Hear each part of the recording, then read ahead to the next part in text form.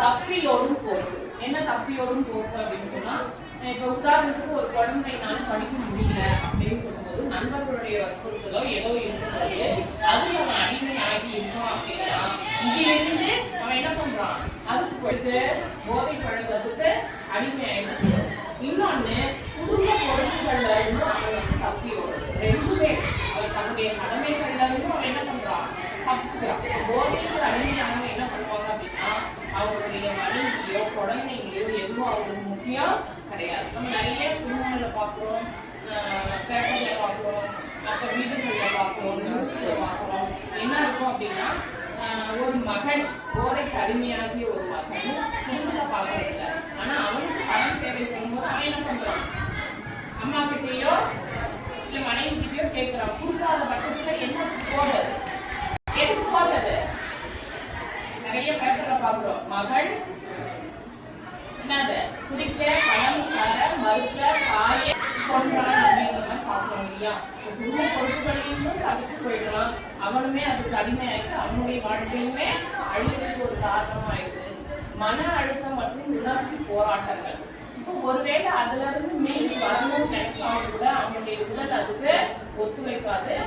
இயற்கை அவன் உளவியல் அடிப்படையில் அவன் என்ன ஆயிடுறான், அந்த போதைக்கு வந்து அடிமை ஆயிடுறான். அதுல இருந்து அவன் வெளிவரணும்னு நினைச்சா கூட என்ன ஆகுறதுல முடியறதுல.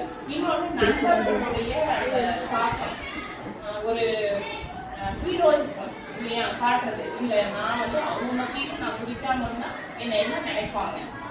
அந்த இவனுக்கு விருப்பமே இல்லைனாலும் கூட அந்த உணர்ச்சி போராட்டத்துல அவன் அடிமையாகி இன்னுமே என்ன ஆயிடுறான், அதுக்கு பழக்கப்பட்டிருக்கான்.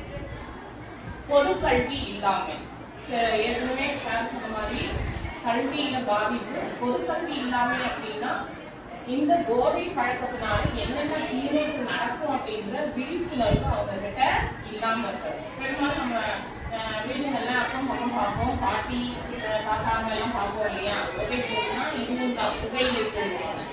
என்ன போடுவாங்க, அதெல்லாம் இயற்கையாக விளையக்கூடிய போதை பொருள் புகையிலை போடுவாங்க. அப்புறம் வந்து கஞ்சா, பீடி குடிக்கிறது அதெல்லாம் சொல்லிட்டாங்க.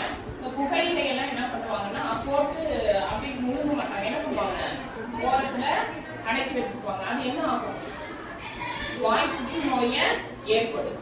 விழிப்புணர்வு இல்லாமல் இருக்கிறது தான். நம்ம ஒரு சில இடங்களுக்கெல்லாம் போனோம்னா சின்ன உலகமாக இருக்கிற குழந்தைங்களே நிறைய பேர் கற்றுப்பாங்க போடுவாங்க, புகையிலை போடுவாங்க. அவங்களுக்கு அந்த விழிப்புணர்வு இல்லாம இருக்கிறது தான். போதை பொருள் பயன்பாட்டின் அறிகுறிகள்.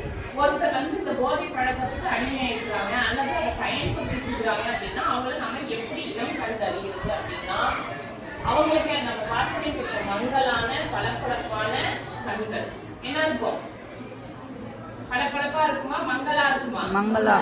எப்பவுமே இப்படி தூங்குற மாதிரியே இருக்கும் இல்லையா? கண்ணு அகலமான விழித்த பார்வையா இருக்காது, கண்கள்லாம் சிவந்து போயிருக்கும். அதை பார்த்தோன்னே நம்ம கண்டுபிடிச்சிடலாம். அடுத்தது தூக்கமின்மை, இருமல் மற்றும் வயிற்றுப்போக்கு. கண்டிப்பா அவங்களுக்கு என்ன இருக்காது, தூக்கம் இருக்காது.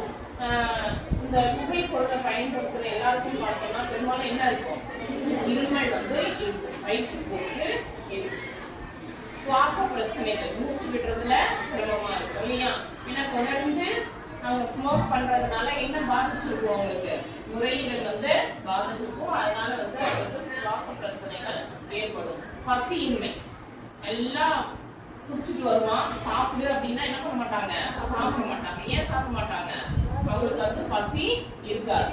எடை இழப்பு என்ன ஆகும், தொடர்ந்து பயன்படுத்துறவங்களுடைய நல்லா புரிஞ்சுதா இருப்பாங்க, போக என்ன ஆயிடுவாங்க, ஒல்லியாயிடுவாங்க. அவங்களுடைய உடல் நலம் வந்து பாதிக்கும்.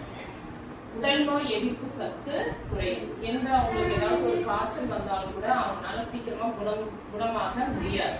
ஏன் முடியாது, அவங்களுக்கு வந்து ஏற்கனவே இருக்கக்கூடிய என்னது நோய் எதிர்ப்பு சத்து குறைஞ்சிக்கிட்டே வரதுனால அவங்களுக்கு நோய்களை எதிர்த்து போராடுறதுக்கான வலிமை குறைஞ்சிருக்கும். அதனால அவங்க நோயில இருந்து சீக்கிரம் என்ன பண்ண முடியாது, விடுபட முடியாது. சரியா? இப்போ நோயின்னும் போதுதான் அதுல இன்னொன்று பார்த்தோம்னா கண்டிப்பா இந்த HIV தொற்று எல்லாம் யாருக்கு ஏற்படுது அப்படின்னு சொன்னா பெரும்பாலுமே இந்த போதைக்கு அடிமையானவங்க.